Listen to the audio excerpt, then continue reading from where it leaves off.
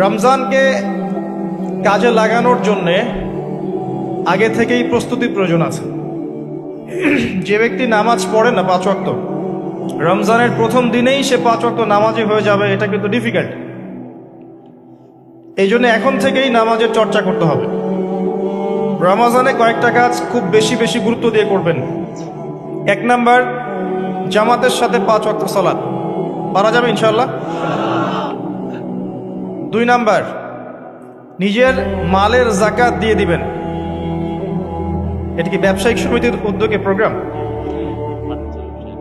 নিজেদের মালের যাকাত হিসেব করে মুফতি সাহেবদের কাছে যাবেন, কওমি ওলামায়ে কেরামের কাছে যেতে পারেন, গিয়ে যাকাতের আপনার নিসাব হিসাব করে নেবেন যে আপনার কতটুকু যাকাত এসেছে, এবং এটা দেওয়ার সবচেয়ে উত্তম সময় হচ্ছে রমাদান মাস।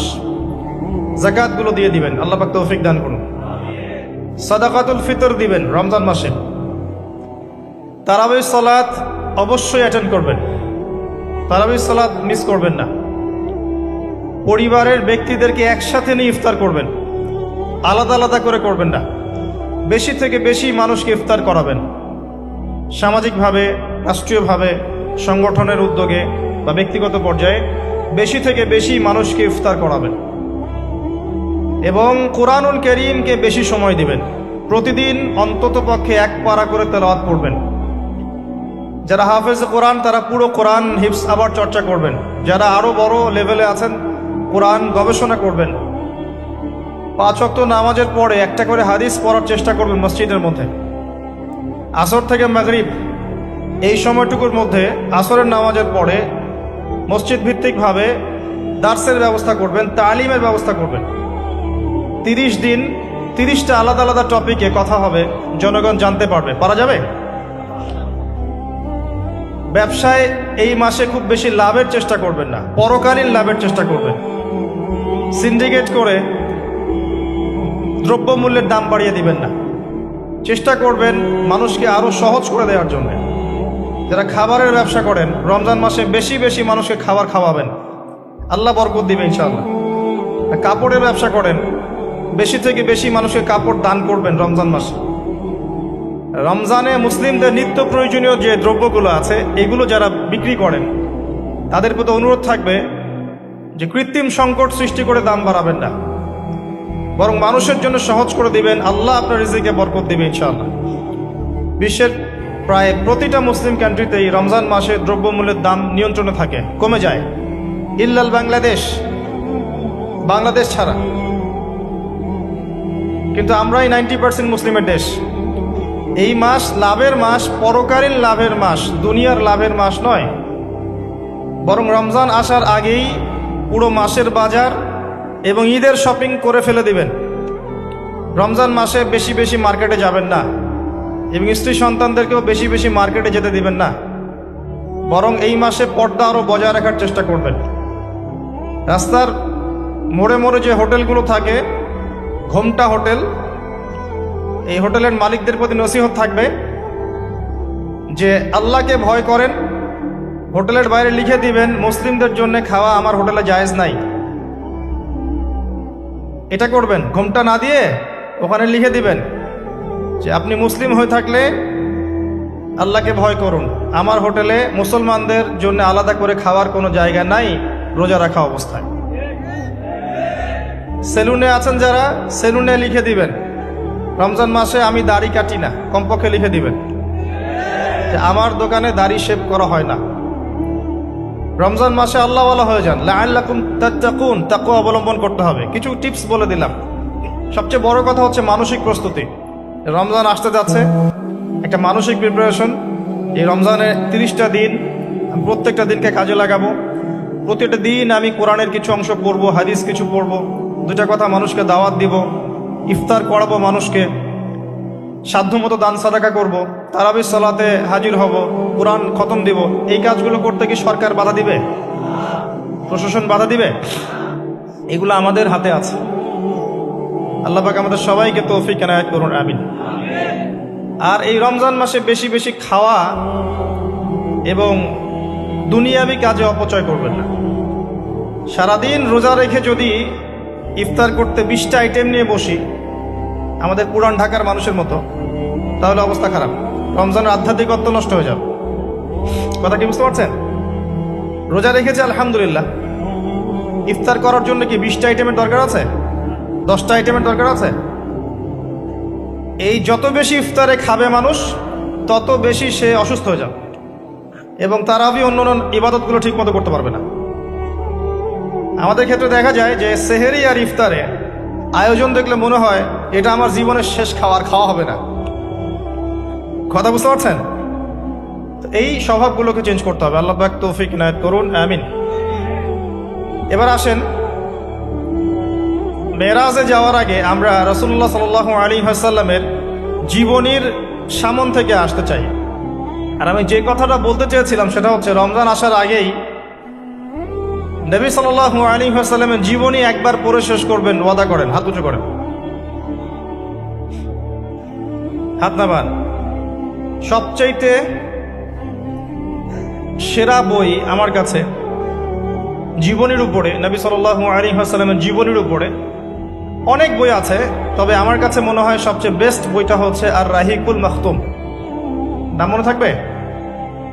রাহিকুল মাখতুম, আল্লামা সফিউর রহমান মোবারকপুরী রাহিমাহুল্লাহ, যিনি এই সাবকন্টিনেন্টের মানুষ ছিলেন, তিনি বইটা লিখেছেন এবং বইটা 1182টা বইয়ের মধ্যে প্রথম স্থান অধিকার করেছে। 1182টা বা 83টা বইয়ের মধ্যে এই বইটা প্রথম স্থান অধিকার করেছে এই সৌদি আরবের কম্পিটিশনে। তো এই বইটার যে প্রাণবন্ত সিরাতের বই আমি আসলে পড়িনি, আর অনেক সিরাতের বই আছে এবং আমি অনুরোধ করব সিরাতের বেশি বেশি বই কিনবেন। একটা সিরাতের বইয়ে সব তথ্য হয়তো থাকবে না, এখানে ভেরিয়েশন আনতে হবে আপনাকে। বিভিন্ন সিরাতের বই কিনবেন, কিন্তু আর রাহিকুল মাখতুম বইটা মাস্ট বি পড়ার চেষ্টা করেন। রমজান মাস আসার আগেই বইটা শেষ করবেন, ওয়াদা করেন ইনশাআল্লাহ। আল্লাহ পাক তৌফিক দান করুন। এবং রমজান মাস আসার আগেই কোরআন তেলাওয়াত শিখে নেবেন, ওয়াদা করেন।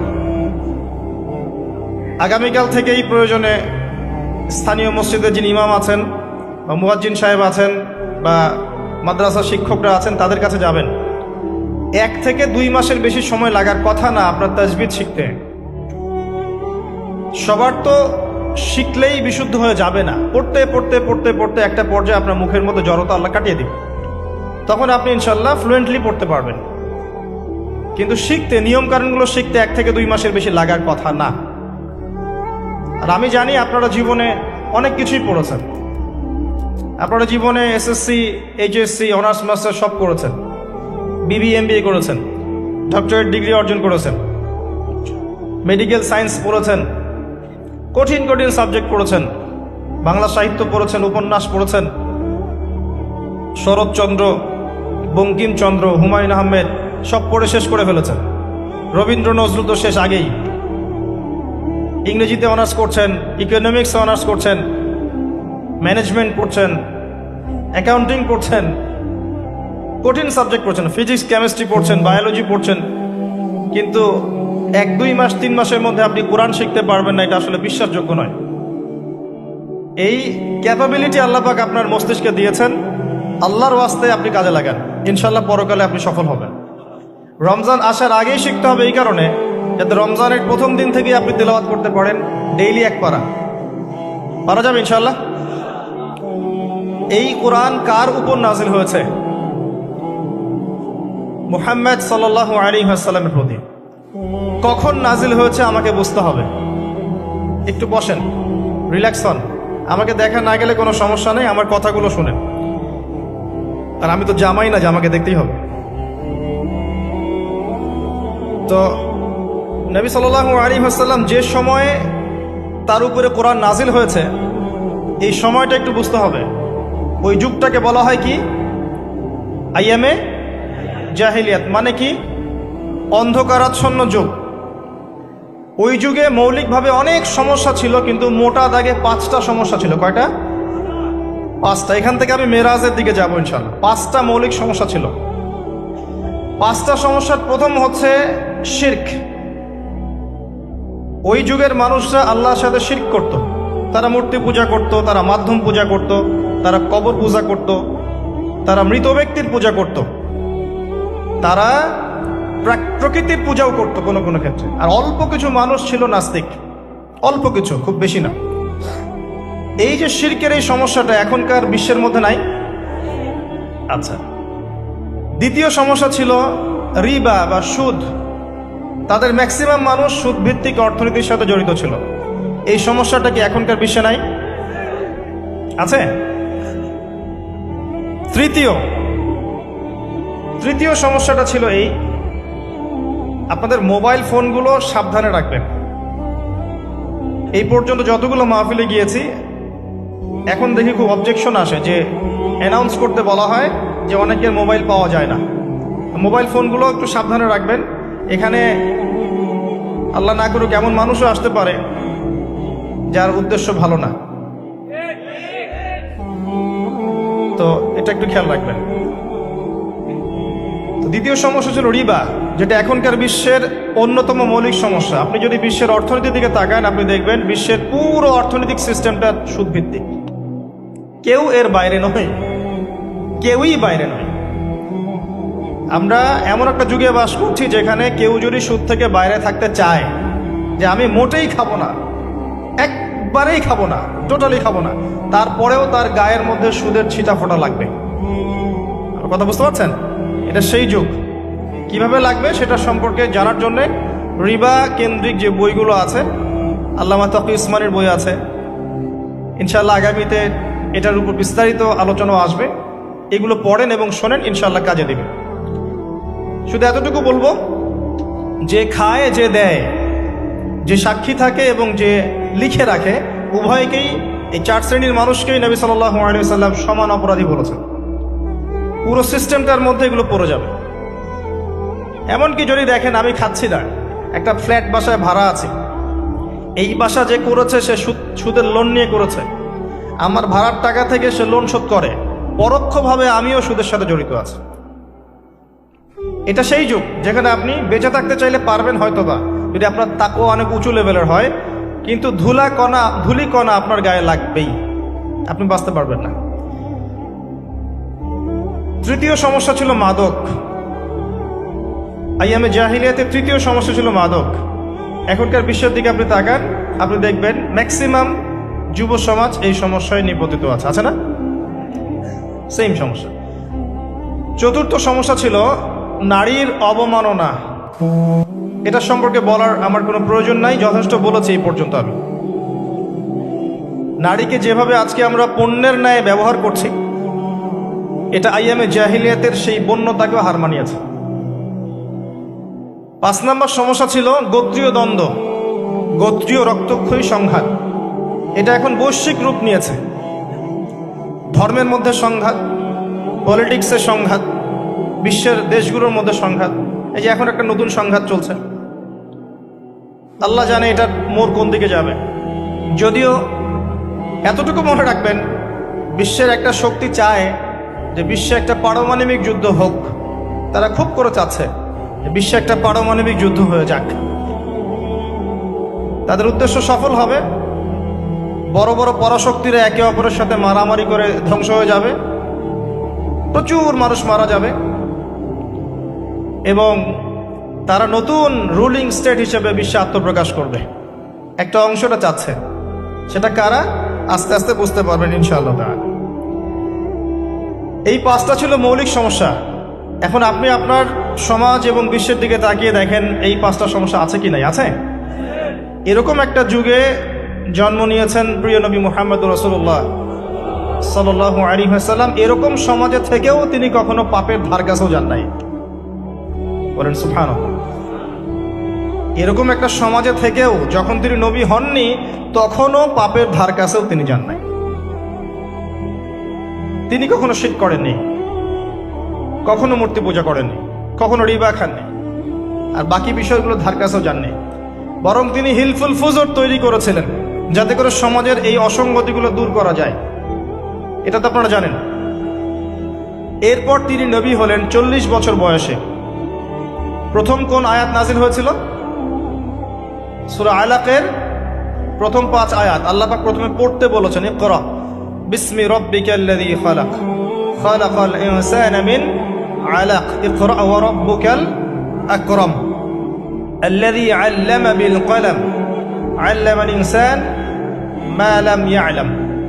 এখানে প্রথম কথাটা হচ্ছে পড়ুন। আল্লাহ পাক প্রথমে বললেন না সুদ খেও না, শিরক করো না, মাদক সেবন করো না, জেনার ধার কাছেও যেও না। আল্লাহ পাক এগুলো কিছুই বললেন না। এমনকি আল্লাহ এটাও বললেন না সুবহানাহু ওয়া তাআলা যে নামাজ আদায় করো, যাকাত দাও, রমজান মাসে সাওম রাখো। আল্লাহ পাক কি বললেন? পড়ুন। আপনার জীবনের প্রথম ফরজ হচ্ছে পড়াশোনা করা। আমাদের জীবনের প্রথম ফরজ হচ্ছে পড়াশোনা করা। যে যত বেশি কনস্ট্রাকটিভ সিলেবাসে পড়াশোনা করবে তার অন্তর্দৃষ্টি তত বেশি সুদূর প্রসারী হবে ইনশাআল্লাহ তাআলা, এবং তার আমল আরো সুন্দর হবে, তার ব্যবহার সুন্দর হবে, চরিত্র সুন্দর হবে, তার মনুষ্যত্ব ভালো হবে। তার দ্বারা সমাজ, দেশ, রাষ্ট্র, উম্মাহ ভালো কিছু পাবে ইনশাআল্লাহ। অশিক্ষিত মূর্খ জনগণকে দিয়ে রাষ্ট্রের কোনো কাজ নাই, আছে? শিক্ষাটা হতে হবে এমন জ্ঞান, ইকরা বিসমি রাব্বিকাল্লাযী খালাক। পড়ুন আপনার সেই রবের নামে যিনি আপনাকে সৃষ্টি করেছেন। যে জ্ঞান আপনাকে আপনার স্রষ্টা, ওদের ভাষা ব্যবহার করে বলছি, আপনার ইলাহ আল্লাহর দিকে নিয়ে যাবে, সেটাই প্রকৃত জ্ঞান। যে জ্ঞানটা আপনাকে আল্লাহ থেকে দূরে সরাচ্ছে দিন দিন, এটা জ্ঞান নয়, এটা জাহেলিয়াত। আমি কি বুঝাতে পারছি?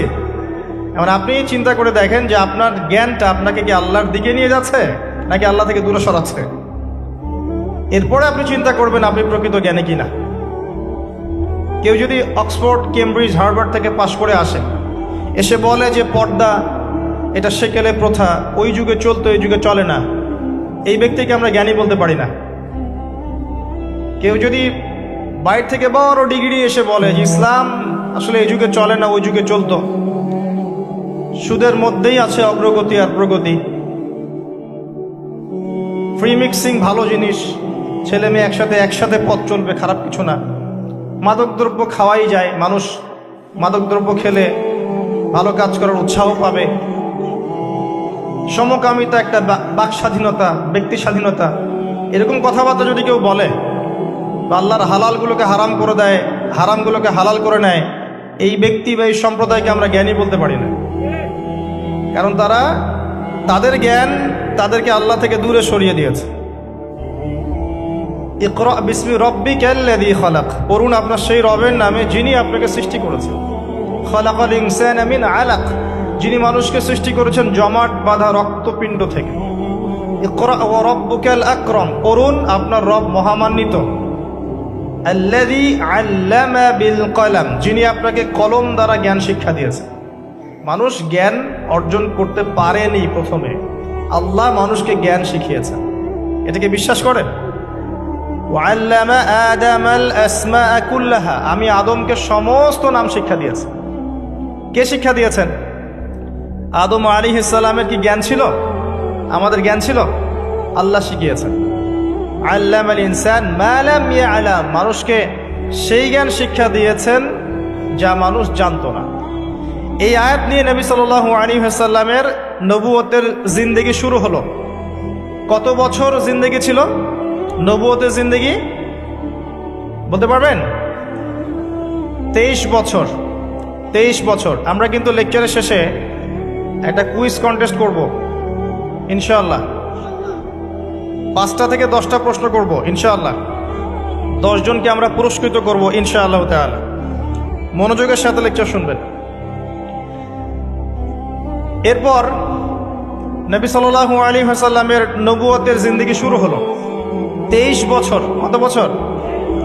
তার মধ্যে প্রথম 13 বছর হচ্ছে মক্কায়, আর পরের 10 বছর কোথায়?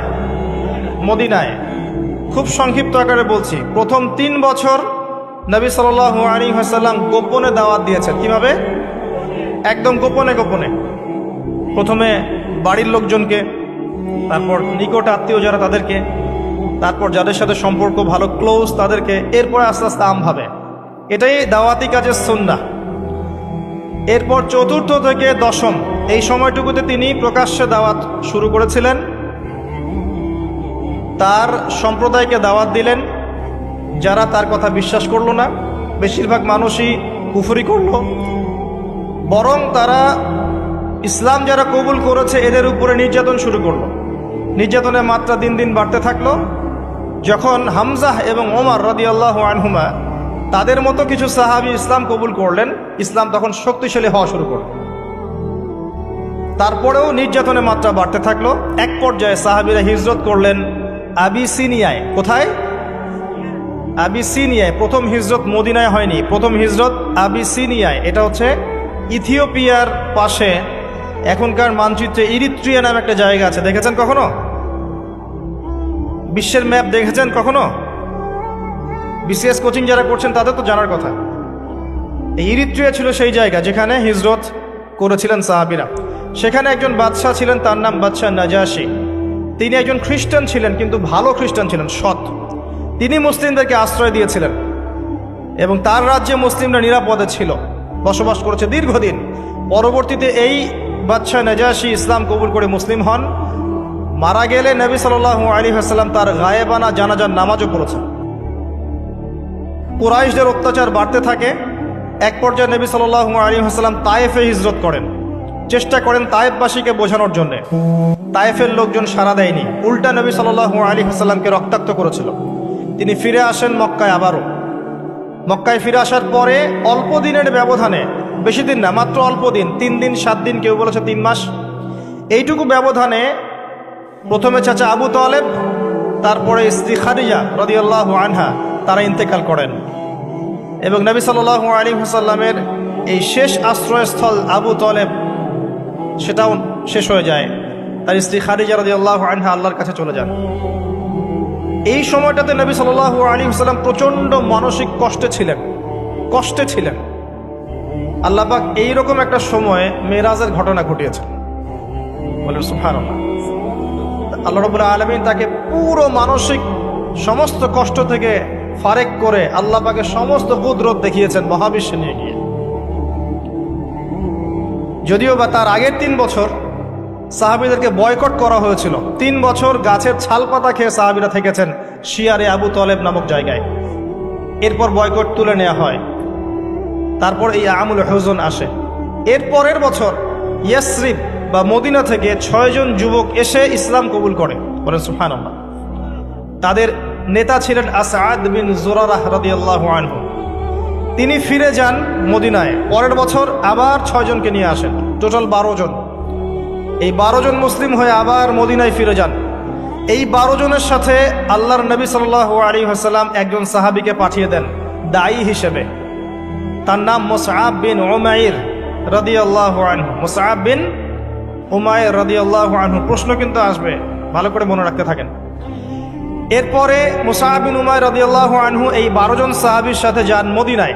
মদিনার আগের নাম ছিল ইয়াসরিব। কি নাম? ইয়াসরিব। এর পরের বছর মোট 75 জন, 73 জন পুরুষ আর 2 জন নারী, আওস এবং খাজরাজ গোত্রের, তারা আসেন। এসে নবী সাল্লাল্লাহু আলাইহি ওয়াসাল্লামের হাতে হাত রেখে বায়াত করেন। মহিলারা হাতে হাত রাখে নাই, পুরুষেরা হাতে হাত রেখেছিল। আমাদের নবীজি মহিলাদের হাতে কখনো হাত রেখে বায়াত করার নাই। এখন অনেক ভণ্ড পীর দেখা যায় মহিলাদের হাতে হাত রেখে বায়াত করাচ্ছে। মহিলাটা হাত ধরে বায়াত করাতে হয়? মহিলাটা মৌখিক বায়াত করবে। তো 75 জন সাহাবী এসে ইসলাম কবুল করে আবার চলে যান মদিনায়। এই যে 75 জন ইসলাম কবুল করলেন, মদিনার বিশাল একটা জনগোষ্ঠী, কিন্তু 75 জন কম নয়, কারণ ওইখানে জনসংখ্যা এত বেশি ছিল না। তারপরের বছর নবী সাল্লাল্লাহু আলাইহি ওয়াসাল্লাম নিজে এবং সাহাবীরা সবাই গিয়ে হিজরত করেন মদিনায়। কথা বুঝতে পারছেন? এই যে নতুন একটা রাষ্ট্রের জন্ম হলো, মক্কা থেকে সবাই এখন মদিনায়। মক্কায় ঘরবাড়ি ছেড়ে দিয়ে নিঃস্ব হাতে, খালি হাতে, আল্লাহর উপর তাওয়াক্কুল করে। ওখানে আনসারী সাহাবীরা তাদেরকে বরণ করে নিলেন। এমনভাবে বরণ করলেন যে কারো যদি 2টা জমি থাকে, একটা জমি দিয়ে দিয়েছে, কারো 2টা বাড়ি থাকলে একটা বাড়ি দিয়ে দিয়েছে। এমনভাবে বরণ করে নেন। নতুন রাষ্ট্র হলো। নবী সাল্লাল্লাহু আলাইহি ওয়াসাল্লাম সেখানে মদিনা সনদ করলেন। ওখানকার সাথে চুক্তি হলো, ওখানকার জনগণের সাথে চুক্তি হলো এবং আমরা শান্তিপূর্ণ একটা রাষ্ট্র পেলাম। এরপর নবী সাল্লাল্লাহু আলাইহি ওয়াসাল্লাম সেখানে অর্থনীতি সমৃদ্ধ করতে লাগলেন, সামরিক বাহিনী সমৃদ্ধ করতে লাগলেন, অস্ত্রশস্ত্র সবকিছু হতে লাগলো, একটা রাষ্ট্রের যা যা প্রয়োজন সবকিছু সেখানে হতে লাগলো। এক পর্যায়ে আবু সুফিয়ানের বাণিজ্যিক কাফেলাকে আক্রমণকে কেন্দ্র করে বদরের যুদ্ধ হয়ে গেল। আর এই বদরের যুদ্ধে আমরা অল্প সংখ্যক সৈন্য নিয়ে বড় বাহিনীর বিরুদ্ধে জয়লাভ করলাম, ইসলামের ইতিহাসে প্রথম সশস্ত্র যুদ্ধ। কথা বুঝতে পারছেন? এর পরের বছর হলো উহুদ, যে যুদ্ধে আমরা প্রায় জিতে গিয়েছিলাম। আমাদের একটা ভুলের কারণে সাময়িক বিপর্যয়ের সম্মুখীন হলাম। আমরা উহুদের সাময়িক বিপর্যয়ের সম্মুখীন হলাম, 70 জন সাহাবী শহীদ হয়ে গেল। আমাদের নবীজি স্বয়ং নিজেও সেই যুদ্ধে মার খেয়েছেন একটা ভুলের কারণে। সেখান থেকে নামবে না, সাহাবীরা কয়েকজন নেমে এসেছিলেন, ব্যাস পড়ে দেখবেন, সব বলে দেব না। এর পরের বছর খন্দকের যুদ্ধে 3-4 মাস অবরোধ করে রাখা হয় মদিনাকে। শেষমেশ তারা কিছুই লাভ করতে পারলো না, ফিরে চলে গেল। এরপর থেকে মুসলিমরা আক্রমণাত্মক যুদ্ধ শুরু করলো। একে একে বিভিন্ন গাজওয়া এবং সারিয়া হতে লাগলো, মুসলিমরা সমৃদ্ধ হতে লাগলো, সম্পদ বাড়তে লাগলো, জনবল বাড়তে লাগলো, অর্থনীতি সমৃদ্ধ হতে লাগলো, অস্ত্রশস্ত্র বাড়তে লাগলো, সব ডিপার্টমেন্ট থেকে আমরা রাইজ করতে লাগলাম। শুধু তাই না, পররাষ্ট্রনীতিও ইমপ্লিমেন্ট করা হলো, বিভিন্ন রাষ্ট্রপ্রধানদের কাছে চিঠি পাঠানো হচ্ছে। এর মধ্যে একবার নবী সাল্লাল্লাহু আলাইহি ওয়াসাল্লাম স্বপ্নে দেখলেন তিনি মক্কা তাওয়াফ করছেন, কাবা তাওয়াফ করছেন। সাহাবীরা বুঝে নিলেন যে আমরা মক্কায় যাচ্ছি।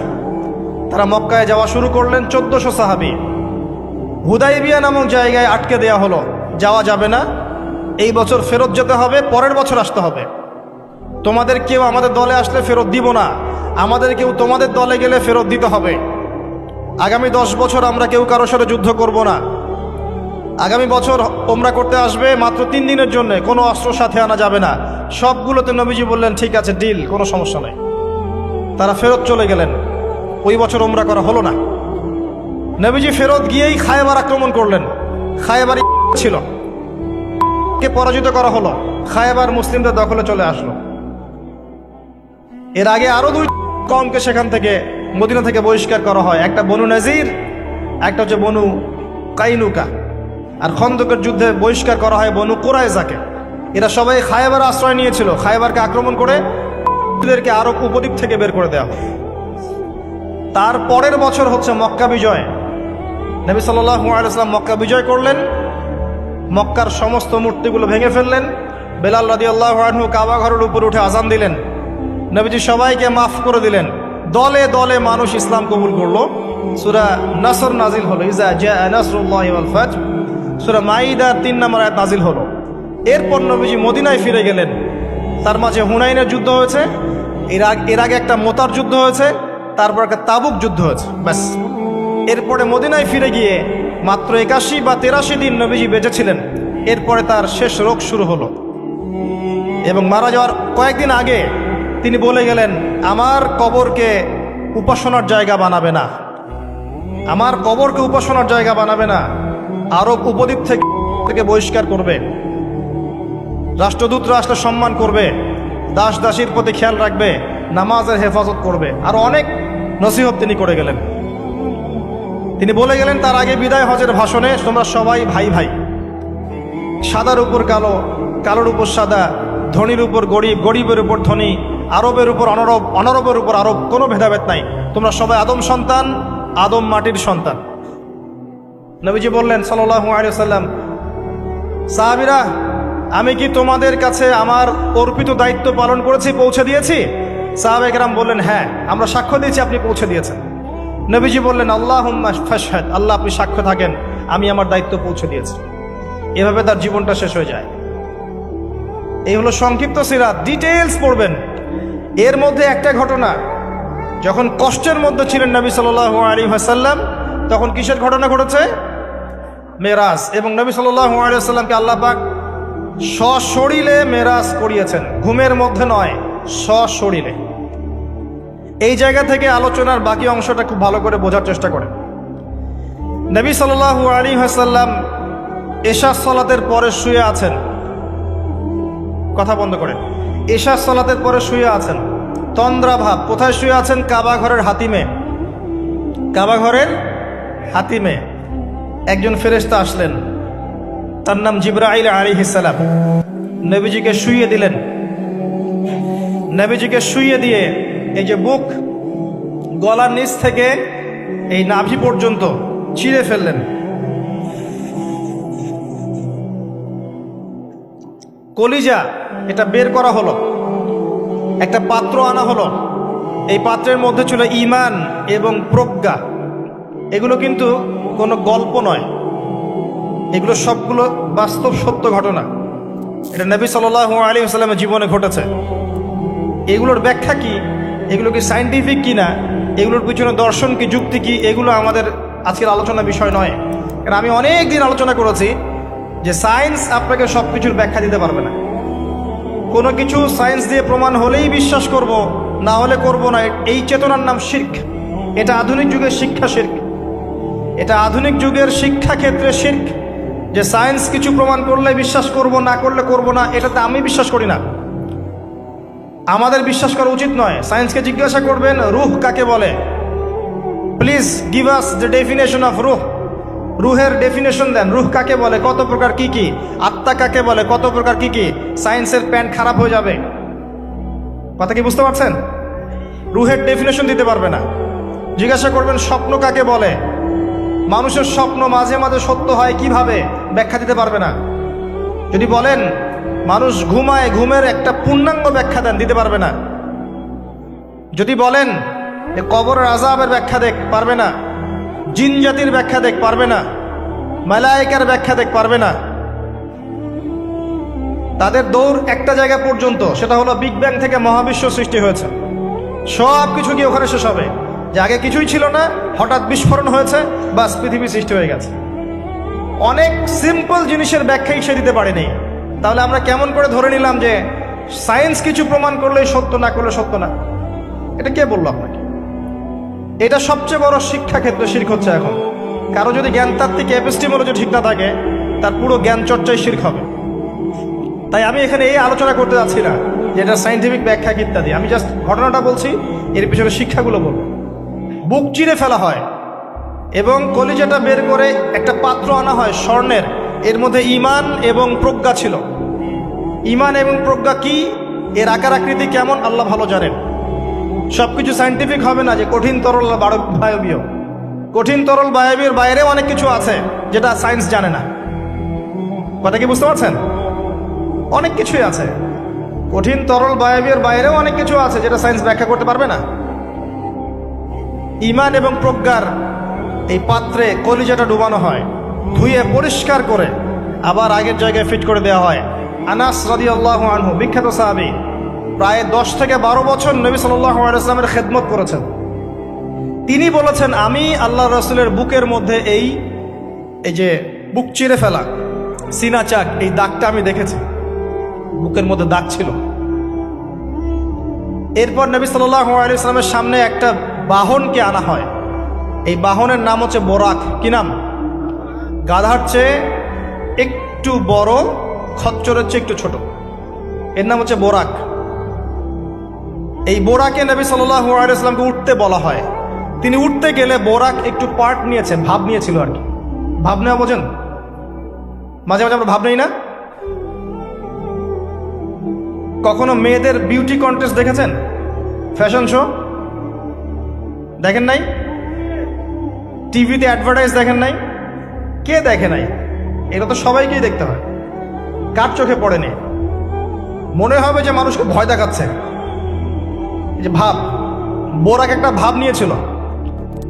তো জিবরাইল আলাইহিস সালাম বোরাককে বলছেন যে শুনো, তোমার পিঠে মুহাম্মদ সাল্লাল্লাহু আলাইহি ওয়াসাল্লামের চেয়ে উত্তম কোনো মানুষ এখনো বসে নাই।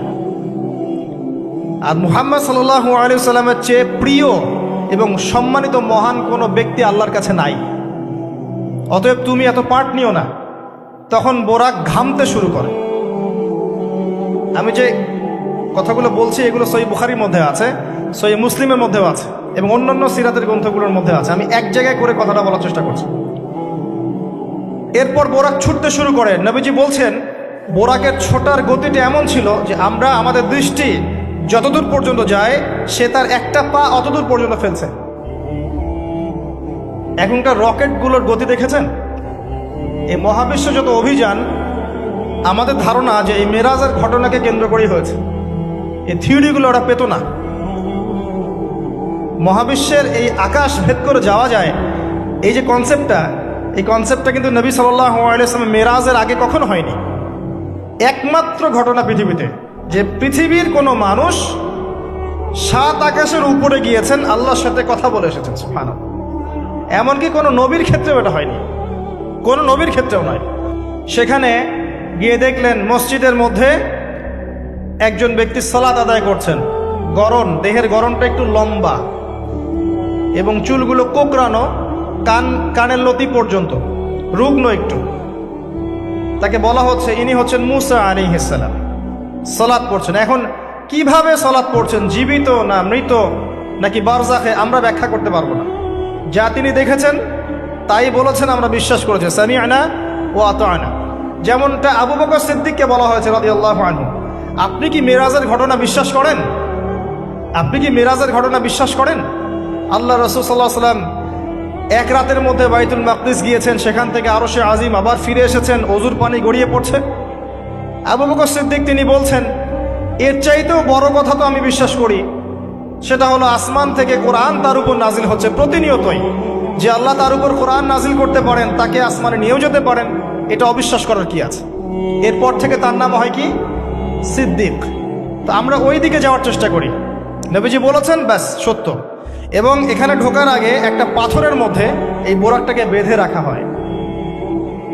আরেকজন ব্যক্তিকে দেখেছেন যার গড়ন ফর্সা এবং লালচে, এই দুইটা কালারকে মিক্স করলে যেমন গায়ের রং হবে এমন, এবং চুলগুলো হচ্ছে অনেক সোজা, সিল্কি। সিল্কি শব্দটা আমি বুঝলাম, চুলগুলো অনেক সোজা, এটা আমার কথা।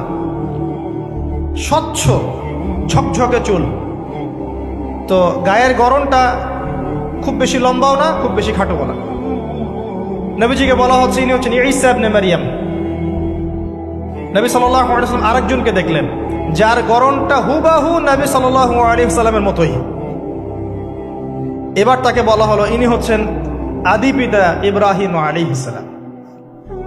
ইব্রাহিম আলাইহিস সালামের সাথে আমাদের নবী সাল্লাল্লাহু আলাইহি ওয়াসাল্লামের পুরো ফিজিক্যালিও মিল ছিল, এবং জীবনের যে গতি এখানেও মিল ছিল।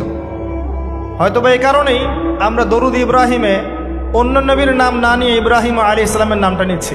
আল্লাহু আলাম, আল্লাহ ভালো জানেন। যখন নবীর নাম আসবে সবাই কমসে কম সাল্লাল্লাহু আলাইহি ওয়াসাল্লামটুকু বলবেন মনে মনে। এবার সেখানে নবী সাল্লাল্লাহু আলাইহি ওয়াসাল্লাম সমস্ত নবীদেরকে নিয়ে 2 রাকাত সালাত পড়লেন। তিনি ইমামতি করলেন। নবীদের ইমাম হচ্ছেন আমাদের নবী মুহাম্মদুর রাসূলুল্লাহ সাল্লাল্লাহু আলাইহি ওয়াসাল্লাম। আল্লাহ পাক আমাদের সবাইকে তার সুন্নাহগুলো আমল করার তৌফিক দান করুন। আমাদের প্রতিটা কাজ যেন তার সুন্নাহ মতো হয়, আল্লাহ পাক সে তৌফিক এনায়েত করুন। এরপর নবী সাল্লাল্লাহু আলাইহি ওয়াসাল্লামকে নিয়ে যাওয়া হচ্ছে আকাশে। প্রথম আকাশে, আকাশের দরজা আছে। এখন নাসা যদি আবিষ্কার করতে ব্যর্থ হয়, আমাদের কিছু করার নাই, আকাশের দরজা আছে। ওরা যদি বলে জান্নাত জাহান্নামের ব্যাখ্যা কি, জান্নাত জাহান্নাম তো সায়েন্স প্রমাণ করতে পারছে না, তাহলে এগুলোর কি ব্যাখ্যা? আমরা বলবো এটা সায়েন্সের ব্যর্থতা, জান্নাত জাহান্নামের অস্তিত্বের ব্যর্থতা নয়, এটা সায়েন্সের ব্যর্থতা। আছে, খুঁজতে থাকেন, একদিন পাবেন ইনশাআল্লাহ। তবে পাওয়ার আগে যে কিয়ামত হয়ে যাবে এটা নিশ্চিত, পাওয়ার আগে কিয়ামতই হয়ে যাবে। আমরা কারেন্ট অ্যাফেয়ার্সে দেখেছিলাম কয়েকদিন আগে একটা গ্রহের সন্ধান পাওয়া গেছে। এই গ্রহটা ডায়মন্ড দিয়ে তৈরি, হীরার। এখন বিশ্ববাসী বিশ্বাস করছে হ্যাঁ হীরার গ্রহ আছে। কথা বুঝতে পারছেন? আল্লাহ পাক কোরআনে বলেছেন জান্নাতের মাটি হবে সোনার, আছে না, সোনার, মতির, জহরতের। তো যদি কখনো দেখবেন সায়েন্স বলে যে হ্যাঁ এমন একটা গ্রহ পাওয়া গেছে পৃথিবী থেকে কয়েক কোটি আলোকবর্ষ দূরে, গ্রহের নাম হচ্ছে JNAXYZ.000 অমুক, এদের নামগুলো এমন ভয়ঙ্কর হয় আর কি, তখন দেখবেন বিশ্বের মানুষ বিশ্বাস করছে। করবে না বিশ্বাস? নিশ্চিত বিশ্বাস করবে। আমাদের পুরো চিন্তাটাই এখন এমন, সায়েন্স বললে হ্যাঁ আমি হ্যাঁ, ও যদি বলে না আমি না। 20 সেকেন্ড হাত দাও, 20 সেকেন্ডই। মাস্ক না পড়লে যাবে না, ভাইরাস যাবেই না, পড়তেই হবে। 3 ফিট দূরে দাঁড়াও, 4 ফিট দূরে দাঁড়াও, ও যা বলবে তাই। এটা শিরক। মসজিদের মধ্যে আমরা বানরের মতো নামাজ পড়ছি, জাস্ট লাইক ডঙ্কিস, 4 ফিট দূরে দূরে এক একজন। সুবহানাল্লাহ, মাঝখানে কি শয়তানের জন্য? বাকি সবখানে এক জায়গায় একত্রিত হওয়া যাচ্ছে। মসজিদে গেলে হাজারটা রেস্ট্রিকশন, কি সমস্যা? সমস্যা কোথায়? চেহারা ঢেকে নামাজ হয় মসজিদে? বড় বড় ওলামায়ে কেরামদের কাছে ফতোয়া নেন। একটা বিশ্বাস, একটা ভয়, একটা আতঙ্ক। আর কিছু কিছু মিডিয়ার কাজ হচ্ছে মানুষকে আতঙ্কিত করা। আজকে কয়টা মরলো, আজকে কয়টা আক্রান্ত হলো, আজকে কয়টা কি হলো। মানুষের সাইকোলজিক্যালি এমন, মানে মাইন্ডসেটটা তৈরি করা হচ্ছে এমন যে ভয়, আতঙ্ক। কেন ভাই, মরবেন না কখনো? সতর্ক থাকার নাম কি এরকম করা? সারা বিশ্বের মানুষকে ভয় দেখিয়ে আতঙ্কিত করে ফেলা হচ্ছে। আর ওইদিকে দেখেন যাদের যুদ্ধ করার যুদ্ধ করছে, যাদের যা কিছু করার তাই করছে। সারা ওয়ার্ল্ড অ্যাফেয়ার্স কি থেমে আছে? মানুষের দৃষ্টিভঙ্গিকে একদিকে ফোকাস করিয়ে দেয়। আমরা বলছি না যে ভাইরাসের অস্তিত্ব নাই, কিন্তু আল্লাহর চেয়ে বেশি ভয় তাকে করতে হবে কেন? বিগত 1 বছরে যতগুলা মানুষের সাথে আমি মুসাফা করেছি, এতদিনে আমার কবরে থাকার কথা ছিল, যদি সায়েন্স সত্য হয়। কথা কি বুঝতে পারছেন না? এখন আপনি আমাকে ব্যাখ্যা দেন যে আমার কেন হয় নাই, ব্যাখ্যা দেন। কি ব্যাখ্যা দিবেন আপনি আমাকে?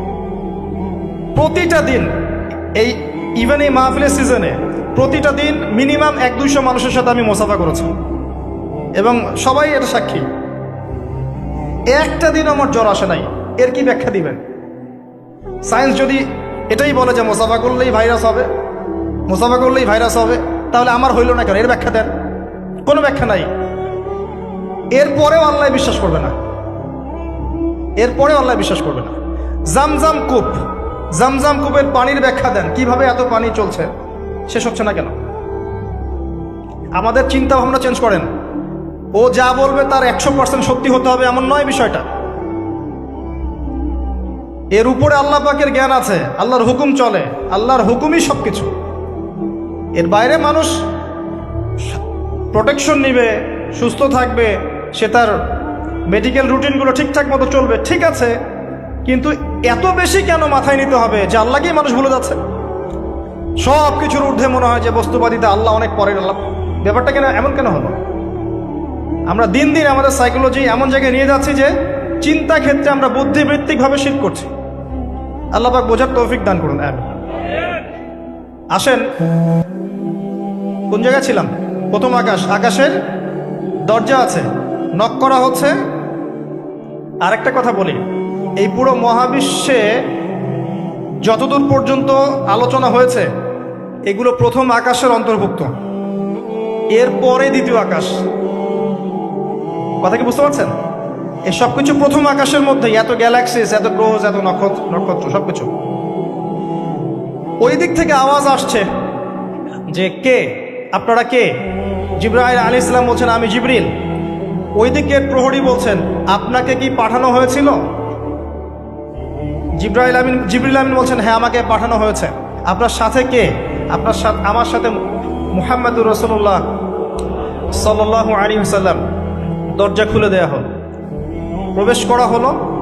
তিনি দেখলেন একজন ব্যক্তি একবার ডানে তাকাচ্ছেন, একবার বামে তাকাচ্ছেন।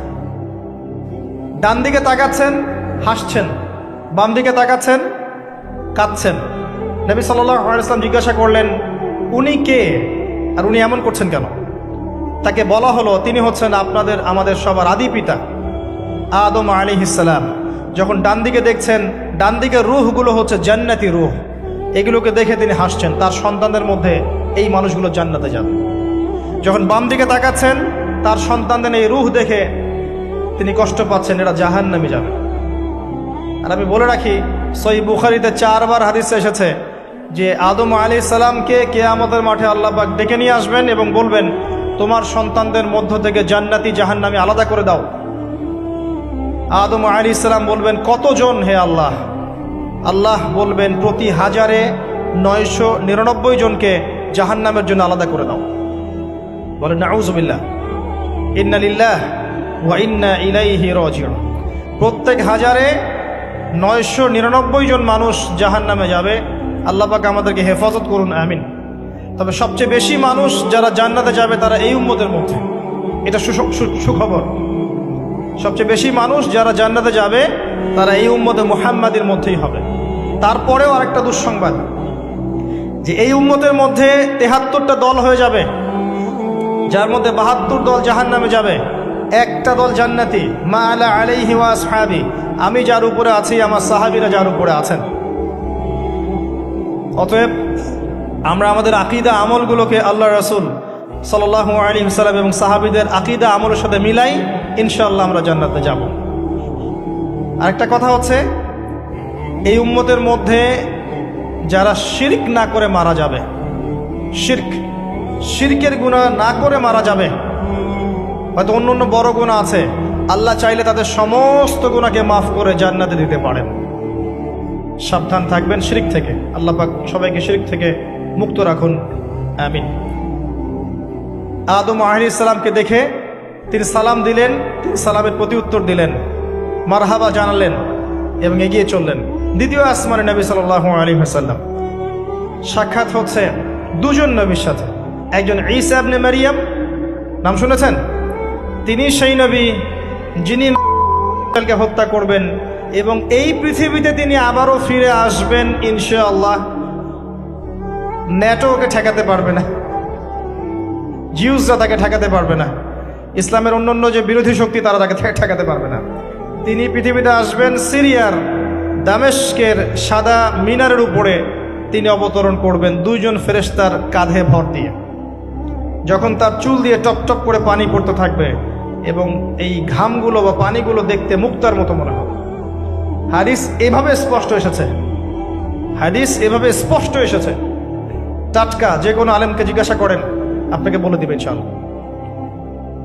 তার সাথে আরেকজন নবীকে দেখলেন নবী সাল্লাল্লাহু আলাইহি ওয়াসাল্লাম, তার নাম ইয়াহইয়া আলাইহিস সালাম, ঈসা ইবনে মারিয়ামের খালাতো ভাই, বা দুজনের মাঝখানে একটা সম্পর্ক আছে, আমি এই মুহূর্তে ভুলে গেছি, এরকমই কিছু একটা হবে। ইয়াহইয়া আলাইহিস সালাম সেই নবী যার নাম আল্লাহ পাক নিজে রেখেছেন, সুবহানাল্লাহ। তিনি সাইয়্যেদ ছিলেন, নেতা ছিলেন, নবী ছিলেন। একইভাবে সালাম বিনিময় হলো, নবীজি এগিয়ে চললেন সাল্লাল্লাহু আলাইহি ওয়াসাল্লাম। তৃতীয় আকাশে তিনি দেখলেন আরেকজন নবী, তাকে বলা হলো তিনি হচ্ছেন ইউসুফ আলাইহিস সালাম, যাকে পুরো পৃথিবীর অর্ধেক সৌন্দর্য দেওয়া হয়েছে। আর আপনারা জানেন সূরা ইউসুফ একটা সূরাই আছে, আর এই সূরা ইউসুফ জুলাইখার প্রেম কাহিনী নয়, বরং এই সূরা হচ্ছে ইউসুফ আলাইহিস সালামের সাথে তার পিতা ইয়াকুব আলাইহিস সালামের প্রেম কাহিনী। ভালো করে পড়ে দেখবেন। কিভাবে বললাম? ছেলের শোকে কাতর হয়ে বাবা কাঁদতে কাঁদতে অন্ধ হয়ে গেছেন। আপনার গার্লফ্রেন্ড কি আপনার জন্য অন্ধ হয়েছে? যখন ইউসুফ আলাইহিস সালাম একটা রুমাল পাঠালেন, মনে আছে, তার বাবার চোখে দেওয়ার জন্যে, দূর থেকে, যোজন যোজন দূর থেকে তার পিতা বলছেন আমি ইউসুফের গন্ধ পাচ্ছি। বাবার ছেলের এমন প্রেম কাহিনী আপনি কোথাও পাবেন না। এটা সূরা ইউসুফ, পড়ে দেখেন। আর ইউসুফ আলাইহিস সালামের যে চরিত্র ছিল, তার চেহারার চেয়ে চরিত্র আরো বেশি সুন্দর ছিল। তাকে জেনার অফার করা হচ্ছে, তিনি বলছেন আল্লাহকে আমি ভয় করি। আর যুবকদেরকে আমরা বলতে চাই যে যদি আপনি জেনা থেকে দূরে থাকতে পারেন, যদি শুধু জেনা থেকে দূরে থাকতে পারেন, আল্লাহ পাক আপনার যে কোনো দোয়া কবুল করবে ইনশাআল্লাহ। নিশ্চিত মৌতের হাত থেকে আল্লাহ আপনাকে বাঁচাতে পারেন যদি আপনি জেনা ছাড়তে পারেন। জেনা মানে শুধু ফিজিক্যাল রিলেশন নয়, জেনা মানে রাতের বেলা জেগে কথা বলাও, অনলাইনে চ্যাটিং করাও, আপনার বান্ধবীর সাথে কফি খাওয়াও, সব কিছুই জেনার অন্তর্ভুক্ত। এগুলো ছাড়তে পারলে আল্লাহ পাক আপনার দোয়া কবুল করবেন। ওইভাবে যে তিনজন ব্যক্তি গুহায় আটকা পড়েছিল, মনে আছে? গুহার মুখের মধ্যে একটা পাথর এসে গেল, সবাই বলছে আজকে আর বাঁচার বুদ্ধি নাই, নিজের আমল দিয়ে আল্লাহর কাছে বাঁচতে চাও। তার মধ্যে একজন বলছে আল্লাহ আমার চাচাতো বোন ছিল, তাকে পেতে চাইতাম। সে রাজি হয়ে গিয়েছিল 100 স্বর্ণ মুদ্রার বিনিময় করতে তার রানের মাঝখানে। সে ওই সময় বলেছে তুমি আল্লাহকে ভয় করো, আমি মুদ্রাও দিয়ে দিয়েছি, ওখান থেকে আমি জেনা না করে চলে আসছি। আল্লাহ এই কাজ যদি তোমার পছন্দ হয়ে থাকে, আজকে এই মৃত্যুর হাত থেকে আমাকে বাঁচাও। ওই পাথর সরে গেল। এটা দলিল দিলাম, জেনা ছাড়তে পারলে আপনার দোয়া, যে কোনো দোয়া আল্লাহ কবুল করবে ইনশাআল্লাহ। শুধু তাই নয়, আরশে আজিম আল্লাহ পাকের সবচেয়ে বড় সৃষ্টি। এর নিচে আল্লাহ পাক 7 শ্রেণীর মানুষকে ছায়া দিবেন। তার মধ্যে এক শ্রেণী হচ্ছে সেই যুবক যাকে কোনো সুন্দরী নারী আহ্বান করেছে খারাপ কাজ করার জন্যে, উচ্চ বংশের, সে বলেছে আমি আল্লাহকে ভয় করি। পারবেন ইউসুফের মতো হতে? আল্লাহ পাক তৌফিক ইনায়াত করুন, আমিন। আপনি জেনা থেকে দূরে থাকেন, আল্লাহ পাক আপনার ঘরে খাদিজা রাদিয়াল্লাহু আনহার মতো মেয়ে দিবে ইনশাআল্লাহ। আপনি 10টা ঘাটের পানি খেয়ে আসবেন, দেখবেন এমন বউ আল্লাহ কপালে জুটাইছে, সে মাশাআল্লাহ 20 ঘাটের পানি খাওয়া।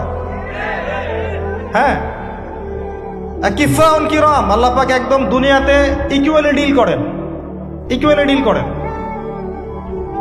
আল্লাহ পাক আপনাদের প্রত্যেকের পারিবারিক জীবনটা সুখী করুন, দোয়া করি, আমিন। ইউসুফ আলাইহিস সালাম তারপর এগিয়ে চললেন, আর প্রত্যেক আকাশেই মারহাবা মুসাফা হচ্ছে এবং সালাম হচ্ছে। চতুর্থ আকাশে নবী সাল্লাল্লাহু আলাইহি ওয়াসাল্লাম দেখছেন ইদ্রিস আলাইহিস সালাম। ইদ্রিস আলাইহিস সালামের কথা সূরা মারিয়ামের মধ্যেও আছে, পড়ে দেখবেন। সালাম বিনিময় হলো, নবীজি এগিয়ে চললেন। পঞ্চম আকাশে তিনি দেখছেন হারুন আলাইহিস সালাম। কার ভাই? মুসা আলাইহিস সালামের ভাই। তিনি কিন্তু মুসা আলাইহিস সালামের সাথে ফেরাউনের সামনে গিয়ে দাওয়াত দিয়েছেন, মনে আছে? আরেকটা কথা বলি, কোরআনে দাড়ির দলিল আছে? দাড়ি বলবে নাই। কোরআনে কোথায় দাড়ির দলিল আছে বলেন তো দেখি, কে বলতে পারবেন? কঠিন প্রশ্ন। 500 টাকা পুরস্কার দেব আমার পক্ষ থেকে, জান। যদিও 500 কোনো টাকাই না, টাকার মান দিন দিন কমছে। কোন সূরায় দাড়ির কথা আছে কে বলতে পারবেন? আলেম ওলামা বাদ, তারা তো পারবেন। আমরা সিভিলিয়ানদের জিজ্ঞাসা করছি, সাধারণ মানুষ। কে পারবেন বলেন? কোন সূরায় দাড়ির কথা আছে? দাড়ি কোরআনে একটা জায়গায় দাড়ির কথা আছে, কে বলতে পারবেন? দেখছেন, আল কোরআনের আলো ঘরে ঘরে যা আলো, তাই না?